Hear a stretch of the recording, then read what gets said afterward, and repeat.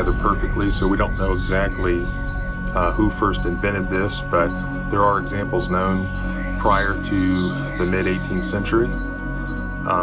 So we'll just look at a couple of these. These are all original pipe tomahawks. This one is actually one of the few that actually has a date on it. This has a date of 1800, and it has initials of MM, and this is a later haft that was added to it, but really did it justice.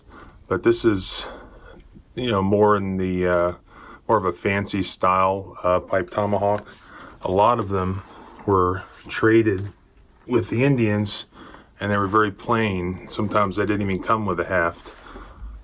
You can see this is a brass trade tomahawk, probably English, and you can see from the color of the brass, this is called a low brass content, 18th century, and it's got an iron bit in it, and this has the original haft on it. This was found on an island between Canada and the United States. It's called Pele Island, I believe, and you can still see it still has the rubber gasket in it. And this is known as a vine pattern. And this is really one of the best surviving examples with the original haft that I've ever seen.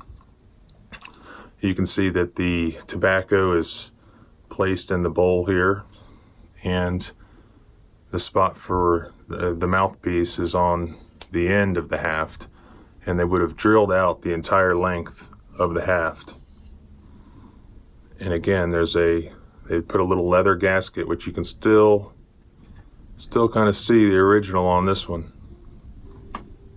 It's very fragile at this point. Here's another one like it. This is very similar brass, but it's called a high brass pattern. It also has an iron bit, better quality brass. This one has a trillium flower design, and those are the two basic English trade pipe tomahawks that you'll see. The vine and the trillium. And you can see the bowl on this particular one got smashed in, and I've seen that before on these. Somebody or something got hit with the bowl, and being brass, it just doesn't hold up, and it smashed it in. So it's interesting to wonder what did that. This is a contemporary beautiful haft with pewter inlays on it that was done out of curly maple by Carl Pippert, and this is just a wonderful original pipe tomahawk.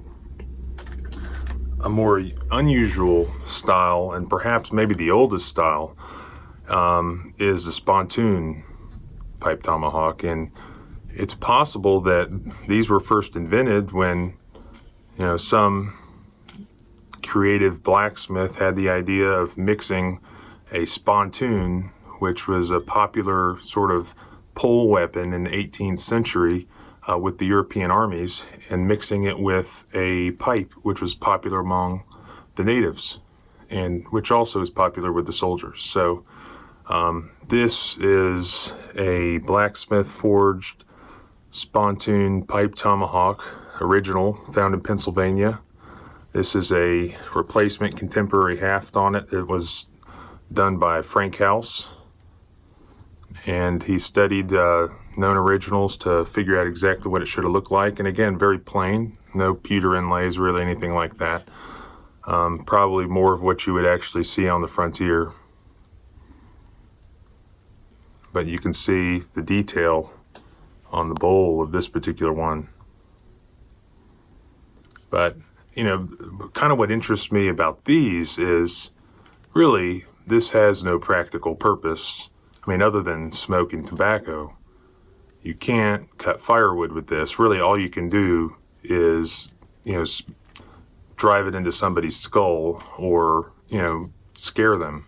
So really, it is kind of a status symbol or a tool of warfare, or a trade item or a gift item, something like that.